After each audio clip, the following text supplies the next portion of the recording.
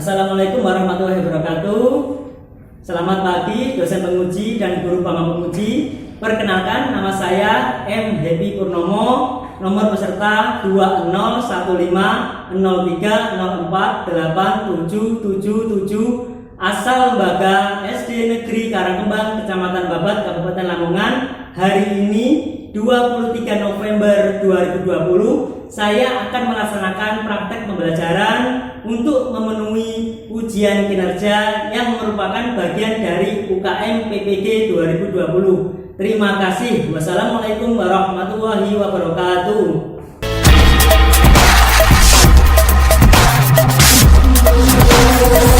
Assalamualaikum warahmatullahi wabarakatuh.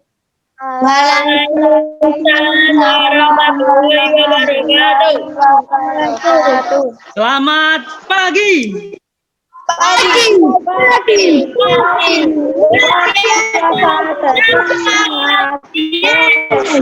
Biar tambah semangat, kita ulangi lagi ya. Selamat pagi. Luar biasa, tetap semangat. Bagaimana kabarnya anak-anak? Baik. Sehat semua? Masih semangat belajar di rumah? Masih.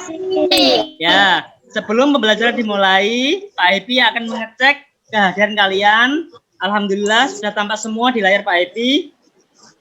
Kalian apa sudah mengisi absensi online di Google Form? Sudah. Ya, kalau belum mengisi absensi online, nanti tolong menyusul untuk mengisi daftar absensi online. Sebelum pembelajaran kita mulai, mari kita berdoa terlebih dahulu. Untuk doa akan dipimpin oleh Arfal. Silakan Afar, teman-temannya dipimpin untuk berdoa. Berdoa mulai. Berdoa selesai. Terima kasih Arfal yang sudah memimpin teman-temannya untuk berdoa. Sebelum pembelajaran kita mulai, untuk menambah rasa nasionalis, mari kita menyanyikan lagu Indonesia Raya. Dimohon anak-anak untuk berdiri.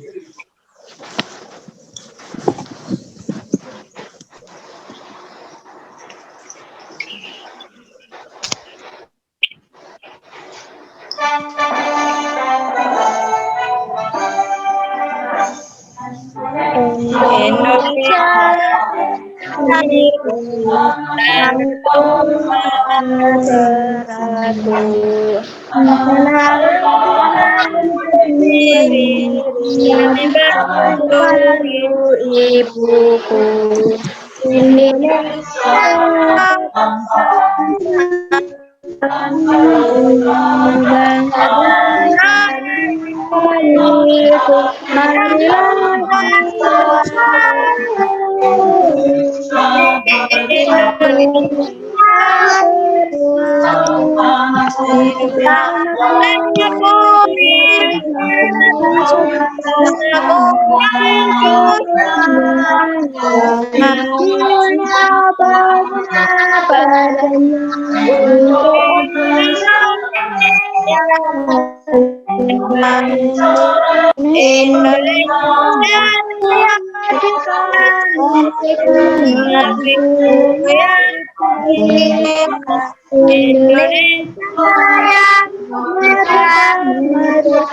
hiduplah Indonesia Raya.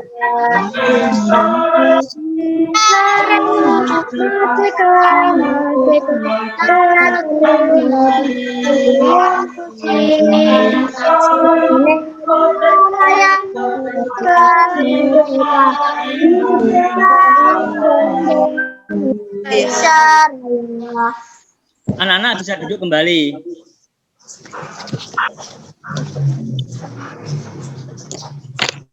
Pada pembelajaran kali ini, kita akan mempelajari tema 5, ekosistem subtematika berkeseimbangan ekosistem. Pada pembelajaran kali ini, kita akan mempelajari tema 5, ekosistem subtematika keseimbangan ekosistem, pembelajaran 1. Adapun muatan pembelajaran pada kali ini yaitu ada 2 mata pelajaran. Yang pertama bahasa Indonesia, yang kedua IPA. Tujuan pembelajaran yang ingin dicapai pada pembelajaran kali ini, yang pertama, dengan melihat tayangan slide PPT tentang teks non-fiksi, peserta didik dapat menganalisis pokok pikiran dari sebuah bacaan non-fiksi dengan tepat. Yang kedua, dengan melihat tayangan video tentang teks non-fiksi, peserta didik dapat mendesain peta pikiran berkaitan dengan teks non-fiksi secara tepat. Yang ketiga, dengan melihat tayangan video tentang rantai makanan dan jaring-jaring makanan, peserta didik dapat membandingkan antara rantai makanan dan jaring-jaring makanan pada suatu ekosistem dengan tepat. Yang keempat, dengan melihat tayangan video tentang rantai makanan dan jaring-jaring makanan, peserta didik dapat mendesain poster tentang hubungan antar makhluk hidup dalam jaring-jaring makanan dalam ekosistem dengan tepat. Pada pembelajaran sebelumnya, kalian telah mempelajari tentang teks non-fiksi. Ada yang masih ingat tentang teks non-fiksi itu apa? Ya, Pak. Ya, silakan. Teks non-fiksi adalah teks yang berisi informasi berdasarkan fakta atau kenyataan. Teks non-fiksi dapat dipahami isinya jika kita dapat menggali informasi teks tersebut. Ya, tepat sekali, Arfal. Non-fiksi adalah karangan yang dibuat berdasarkan kenyataan atau fakta yang ada dalam kehidupan nyata. Nah, sekarang perbedaannya apa? Fiksi sama non-fiksi. Siapa yang bisa? Ya, Pak. Oh iya, silakan Arfal.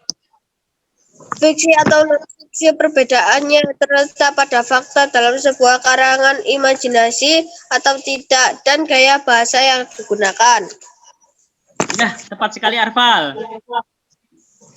Nah, sekarang kita akan mempelajari tentang pokok pikiran pada teks non-fiksi. Ada yang masih ingat langkah-langkah apa untuk menentukan pokok pikiran dalam teks non-fiksi? Ada yang bisa, anak-anak? Ya, Pak. Ya. 1. Membaca seluruh bacaan dalam sebuah paragraf. 2. Memahami isi bacaan dalam paragraf. 3. Menemukan kalimat utama dalam paragraf. 4. Menentukan pokok pikiran yang terdapat dalam kalimat utama dengan menemukan inti dari kalimat atau SP. Tepat sekali, Dista. Langkah-langkah menentukan pokok pikiran. Yang pertama, membaca seluruh bacaan dalam sebuah paragraf. Yang kedua, memahami isi bacaan dalam paragraf. Yang ketiga, menemukan kalimat utama dalam paragraf.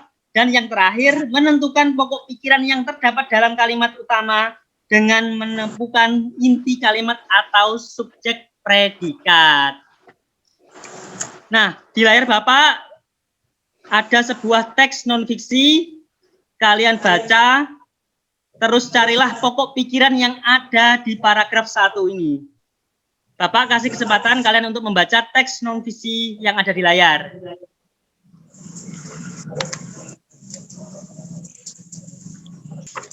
Nah, setelah kalian isi baca dari paragraf 1, kalimat utamanya terletak di mana? Ada yang bisa?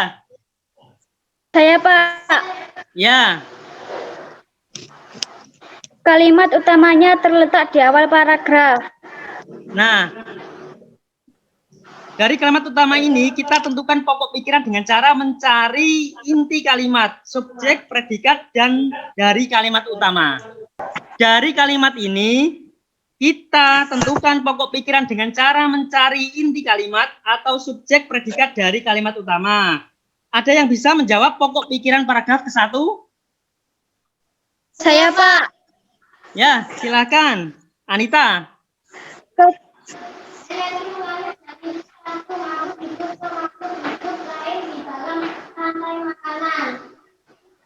Ya, tepat sekali Anita. Pokok pikiran paragraf 1 yaitu ketergantungan antara makhluk hidup dan lingkungan menjadi bagian dalam ekosistem. Selanjutnya, Bapak akan menampilkan bacaan teks non-fiksi paragraf kedua. Bapak beri kesempatan untuk kalian untuk membaca.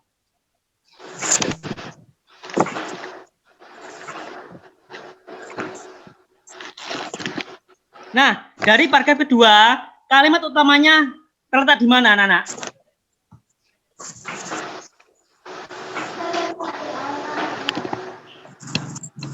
Di awal paragraf. Di awal paragraf, tepat sekali. Nah, dari paragraf kedua, pokok pikirannya apa, Nana? Ya, Anita.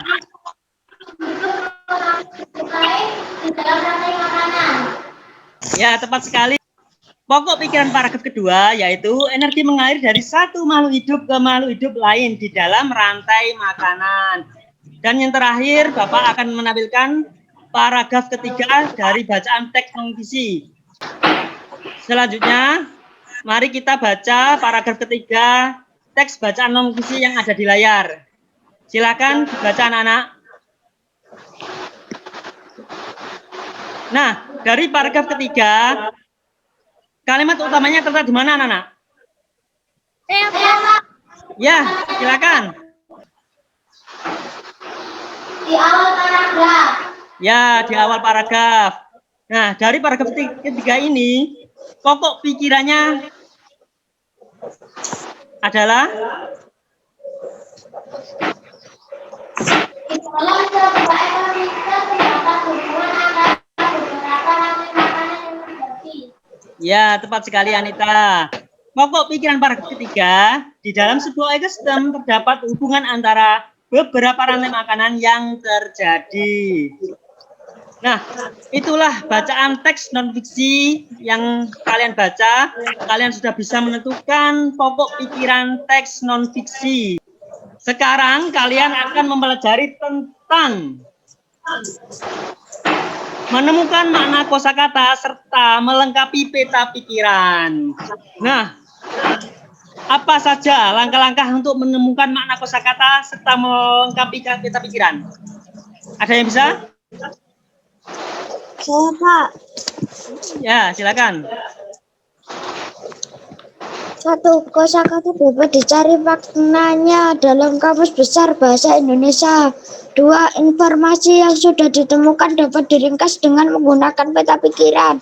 3. Peta pikiran dapat disajikan dengan cara yang kreatif dan menarik. Ya, bagus sekali. Menemukan makna kosakata serta melengkapi peta pikiran, yaitu dilakukan dengan cara kosakata dapat dicari maknanya dalam Kamus Besar Bahasa Indonesia. Informasi yang sudah ditemukan dapat diringkas dengan menggunakan peta pikiran. Yang terakhir, peta pikiran dapat disajikan dengan cara yang kreatif dan menarik. Nah, sekarang peta pikiran itu apa? Yang dimaksud dengan peta pikiran? Ada yang bisa? Saya, Pak. Ya, silakan. Peta pikiran merupakan suatu cara mencatat kreatif dan efektif yang disajikan secara ringkas. Peta pikiran bisa disajikan berbentuk cabang seperti pohon. Nah, tepat sekali anak-anak. Peta pikiran merupakan suatu cara mencatat kreativitas dan efektif yang disajikan secara ringkas.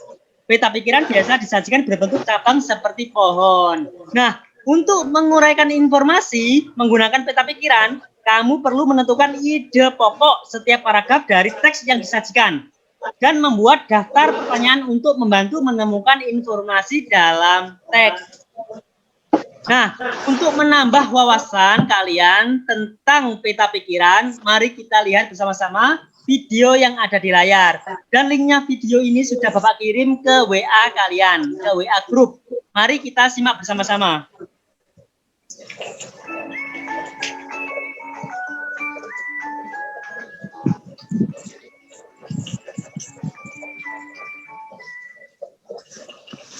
Di video kali ini, kita kembali belajar pada tema 5, tema 3, muatan pelajaran bahasa Indonesia. Menemukan makna kosakata serta melengkapi peta pikiran. Kosakata dapat dicari maknanya dalam Kamus Besar Bahasa Indonesia. Informasi yang sudah ditemukan dapat diringkas dengan menggunakan peta pikiran. Peta pikiran dapat disajikan dengan cara yang kreatif dan menarik. Yuk simaklah teks berikut. Ancaman terbesar bagi ekosistem laut. Kekayaan hayati laut Indonesia mengalami ancaman dalam beberapa dekade terakhir. Ancaman terbesar dari manusia.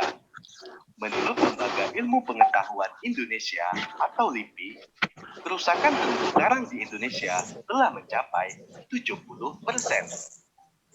Penyebab utama kerusakan ekosistem laut adalah eksploitasi laut secara besar-besaran tanpa memedulikan lingkungan.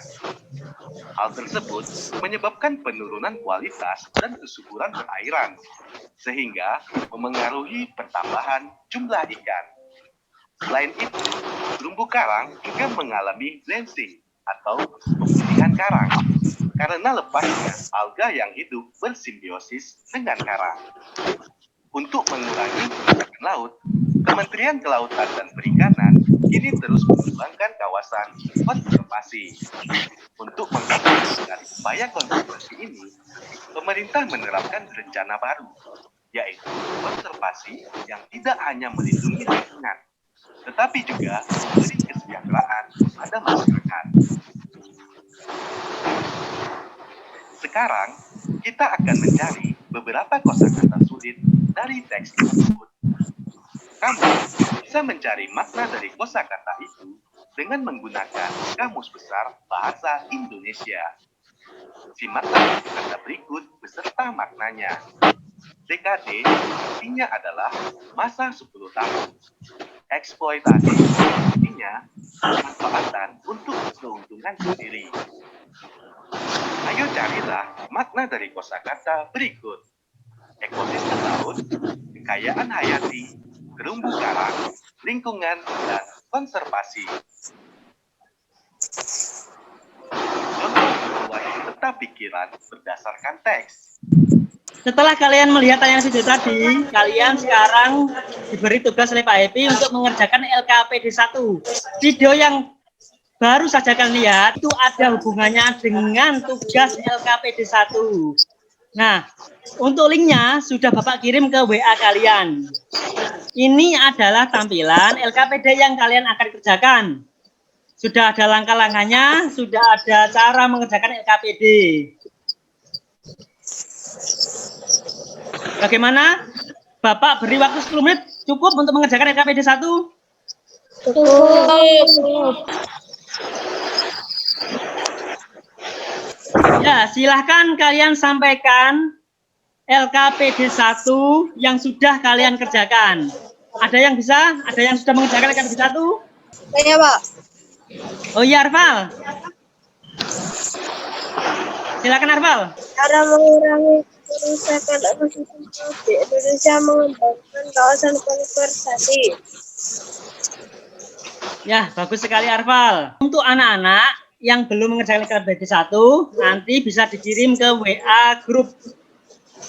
Bisa dipahami, anak-anak? Bisa. Ya, untuk pembelajaran selanjutnya, kalian akan mempelajari tentang rantai makanan dan jaring-jaring makanan. Sebelum kita memasuki materi, Bapak bertanya dulu, apa pengertian dari ekosistem? Ada yang bisa? Saya, Pak. Oh iya, Fatimah. Silakan, Fatimah. Ekosistem adalah hubungan timbal balik antara makhluk hidup dan lingkungannya. Tepat sekali, Fatimah. Nah, secara umum, jenis makanan hewan terbagi menjadi berapa? Ada yang bisa? Ya, silakan. 1. Hewan pemakan tumbuhan disebut herbivor. 2. Hewan pemakan daging hewan lain disebut karnivor. 3. Hewan pemakan tumbuhan dan daging disebut omnivor. Ya, bagus sekali, Fatimah. Nah, hubungan timbal balik antara makhluk hidup dan lingkungannya itu disebut ekosistem. Dan komponen ekosistem itu ada dua, yaitu komponen biotik dan komponen abiotik. Secara umum, jenis makanan hewan terbagi menjadi 3.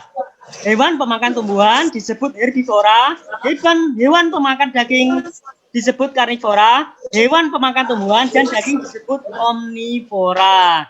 Nah, dari materi di atas, sekarang kita akan mempelajari tentang rantai makanan. Ada yang bisa menjelaskan rantai makanan itu apa? Saya, Pak. Ya, silakan. Rantai makanan adalah rangkaian peristiwa makan dan dimakan antar makhluk hidup untuk kelangsungan hidupnya. Tepat sekali. Rantai makanan adalah rangkaian peristiwa makan yang dimakan antar makhluk hidup untuk kelangsungan hidupnya. Nah, ada 3 peran makhluk hidup dalam rantai makanan. Yang pertama yaitu produsen. Yang kedua, konsumen. Yang ketiga, pengurai. Nah, dalam hubungan rantai makanan dengan jaring-jaring makanan, rantai makanan merupakan urutan proses memakan dan dimakan antar makhluk hidup di dalam suatu ekosistem. Di dalam rantai makanan tersebut terdapat beberapa peran, antara lain produsen, konsumen, dan pengurai. Bisa dipahami anak-anak materi tentang rantai makanan? Nah, perhatikan gambar rantai makanan berikut. Ada yang bisa menjelaskan rantai makanan yang ada di layar? Pak, Oh iya, Tandri, silakan. tanaman padi dimakan oleh ulat, ulat dimakan oleh ayam, kemudian ayam dimakan oleh elang. Saat mati tubuh elang akan diurai oleh makhluk hidup pengurai seperti bakteri tanah, cacing tanah, dan jamur untuk dijadikan nutrisi bagi tumbuhan. Bagus sekali, Tandri.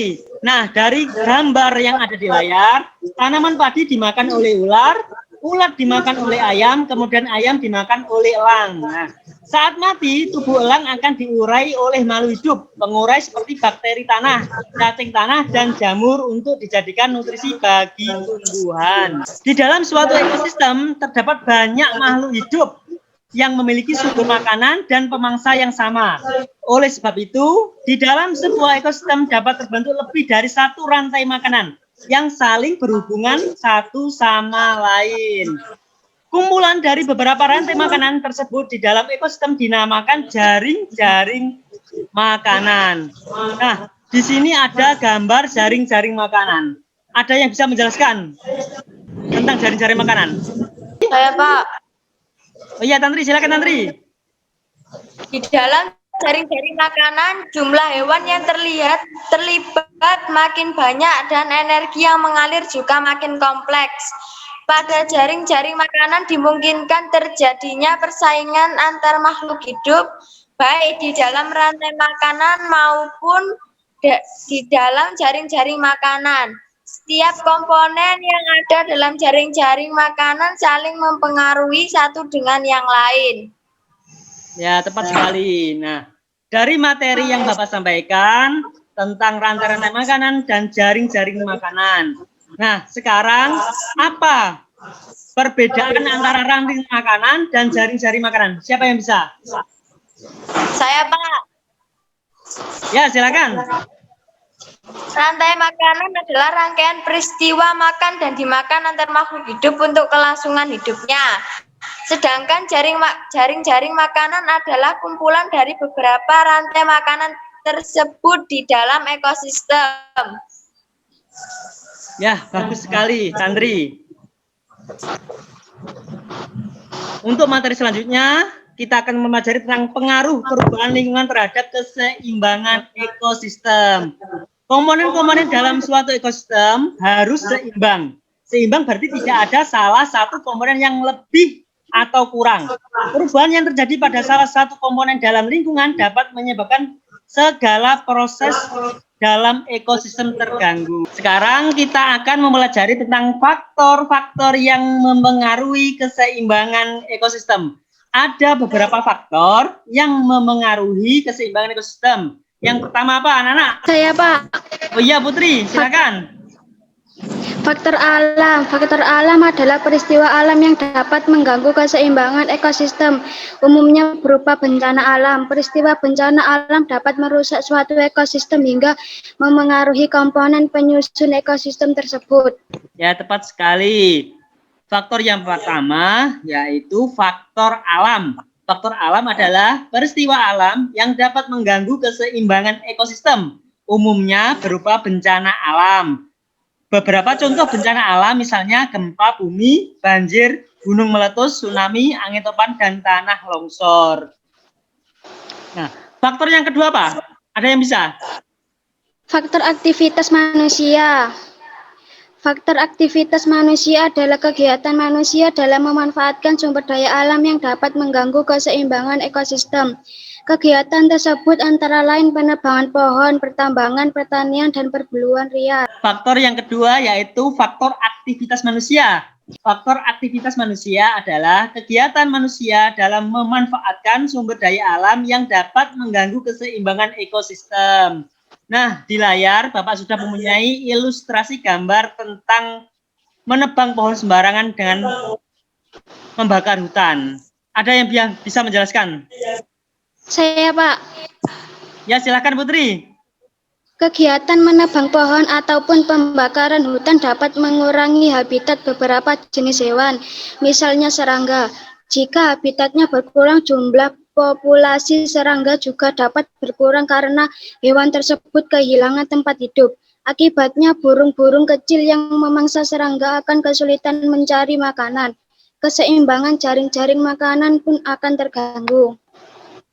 Di layar ada sebuah gambar ilustrasi tentang petani yang menyemprot pestisida. Ada yang bisa menjelaskan gambar yang ada di layar? Saya, Pak. Ya, Putri, silakan. Dalam kegiatan pertanian, seringkali pertanian menggunakan pestisida agar tanaman pertanian mereka terhindar dari hama. Akan tetapi penggunaan pestisida secara berlebihan dapat mengganggu keseimbangan ekosistem. Pestisida dapat membasmi serangga tertentu yang merupakan konsumen tingkat 1 dalam ekosistem sawah. Jika populasi serangga menurun, burung-burung kecil pemakan serangga akan kesulitan mencari makanan. Nah, untuk menambah wawasan pemahaman kalian tentang rantai makanan dan jaring-jaring makanan, mari kita simak bersama-sama video yang ada di layar. Dan linknya ini sudah Bapak bagi lewat WA grup kelas. Mari kita simak bersama-sama. Hari ini kita akan belajar tematik, tema 5, ekosistem, subtema 3, keseimbangan ekosistem, muatan IPA. Hubungan rantai makanan dengan jaring-jaring makanan. Rantai makanan merupakan urutan proses memakan dan dimakan antar makhluk hidup di dalam suatu ekosistem. Di dalam rantai makanan tersebut terdapat beberapa peran, antara lain produsen, konsumen, dan pengurai. Di dalam suatu ekosistem terdapat banyak makhluk hidup yang memiliki sumber makanan dan pemangsa yang sama. Oleh sebab itu, di dalam sebuah ekosistem dapat terbentuk lebih dari satu rantai makanan yang saling berhubungan satu sama lain. Kumpulan dari beberapa rantai makanan tersebut di dalam ekosistem dinamakan jaring-jaring makanan. Selanjutnya, perhatikan contoh jaring-jaring makanan berikut. Di dalam jaring-jaring makanan tersebut, jumlah hewan yang terlibat makin banyak dan energi yang mengalir juga semakin kompleks. Pada jaring-jaring makanan dimungkinkan terjadi persaingan antar makhluk hidup, baik di dalam rantai makanan maupun di dalam jaring-jaring makanan. Setiap komponen yang ada dalam jaring-jaring makanan saling mempengaruhi satu dengan yang lainnya. Pengaruh perubahan lingkungan terhadap keseimbangan ekosistem. Komponen-komponen dalam suatu ekosistem harus seimbang. Seimbang berarti tidak ada salah satu komponen yang lebih atau kurang. Perubahan yang terjadi pada salah satu komponen dalam lingkungan dapat menyebabkan segala proses dalam ekosistem terganggu. Ekosistem yang terganggu dapat menyebabkan terganggunya rantai makanan. Rantai makanan yang merupakan penyusun jaring-jaring makanan pada sebuah ekosistem tidak akan terganggu selama semua komponen dari rantai makanan tersebut tetap berperan. Jika salah satu dari komponen rantai makanan tidak ada, maka komponen rantai makanan lainnya akan menjadi terganggu. Sebagai contoh, Coba teman-teman perhatikan jaring-jaring makanan pada ekosistem ladang berikut. Salah satu contoh hewan dalam jaring-jaring makanan tersebut adalah ular. Di dalam jaring-jaring makanan tersebut, ular berperan sebagai konsumen tingkat 2 sekaligus konsumen tingkat 3. Jika populasi ular terus menurun dalam ekosistem tersebut, akibat kehilangan habitat atau perburuan liar, maka keseimbangan jaring-jaring makanan tersebut akan terganggu. Akibat dari menurunnya populasi ular dalam ekosistem ladang adalah populasi tikus, katak, dan kadal akan meningkat karena ketiga hewan tersebut tidak lagi memiliki pemangsa. Populasi jagung akan menurun akibat meningkatnya jumlah tikus, dan populasi belalang akan menurun akibat meningkatnya jumlah katak dan kadal. Akibat dari terganggunya jaring-jaring makanan tersebut, hewan yang ada dalam jaring-jaring makanan tersebut dapat memakan hewan lain di ekosistem yang berbeda.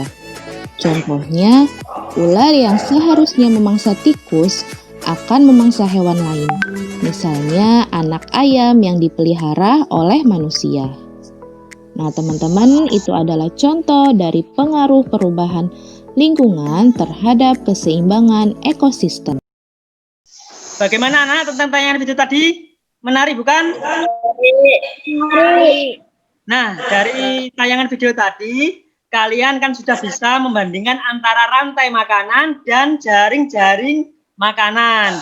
Selanjutnya, kalian akan mengerjakan LKPD 2 yang linknya sudah Bapak kirim ke WA Group. Nah, ini adalah tampilan LKPD yang akan kalian kerjakan. Di situ sudah ada langkah-langkah, sudah ada petunjuk untuk mengerjakan LKPD 2. Nah, demikianlah pembelajaran kali ini anak-anak. Bagaimana pembelajaran kali ini anak-anak? Menarik? Seru. Seru. Ya. Dalam pembelajaran kali ini ada dua muatan pelajaran. Yang pertama yaitu bahasa Indonesia, yang kedua IPA. Pada pembelajaran kali ini kita sudah mempelajari tentang apa, anak-anak? Yang pertama apa? Pokok pikiran dan peta pikiran teks bacaan non-fiksi. Yang kedua? Rantai makanan dan jaring makanan. Ya, tepat sekali. Dari pembelajaran kali ini bisa disimpulkan apa kesimpulan pembelajaran pada kali ini? Ada yang bisa menyimpulkan, anak-anak? Ya, silakan. Pak. Ya, silakan. 1. Pokok pikiran diambil dari kalimat utama yang bagian intinya saja atau subjek dan predikat dari kalimat utama. 2. Rantai makanan merupakan bagian dari jaring-jaring makanan. Jaring-jaring makanan adalah gabungan dari rantai-rantai makanan yang berhubungan dikombinasikan atau digabung yang tumpang tindih dalam ekosistem. Ya, itulah kesimpulan pembelajaran kali ini. Jangan lupa tugas-tugasnya nanti dikirim ke WA Group ya. Untuk yang nanti bisa dikirim ke WA Group. Tetap semangat, jaga kesehatan, patuhi protokol kesehatan. Nah, sebelum pembelajaran kita akhiri, mari kita berdoa bersama-sama. Untuk doa, silakan Arfal teman-temannya dipimpin untuk berdoa. Berdoa mulai. Berdoa selesai. Alhamdulillah pembelajaran pada hari ini telah usai. Nah, sebelum Bapak akhiri, Bapak mengirimkan link evaluasi ke WA Group. Nanti tolong dikerjakan. Kerjakan dengan jujur, kerjakan dengan teliti, kerjakan dengan tanggung jawab. Linknya sudah Bapak kirim ke WA kalian. Bapak akhiri pembelajaran kali ini. Wassalamualaikum warahmatullahi wabarakatuh. Waalaikumsalam warahmatullahi wabarakatuh. Semangat, semangat. Semangat.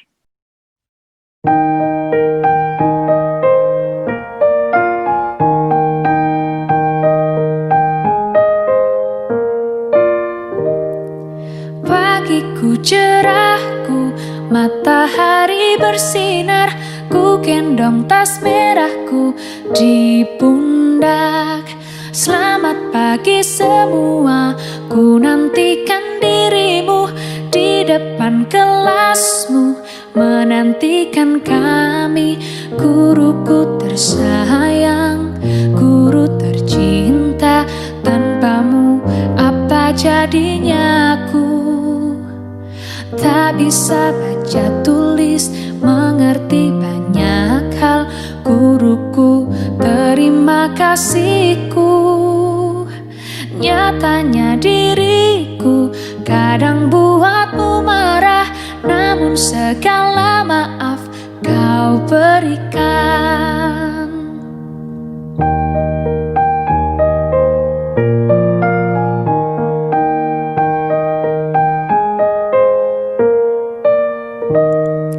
Pagiku cerahku, matahari bersinar, ku gendong tas merahku di pundak. Selamat pagi semua, ku nantikan dirimu di depan kelasmu, menantikan kami.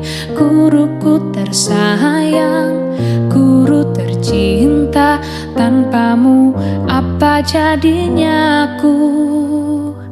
Tak bisa baca tulis, mengerti banyak hal.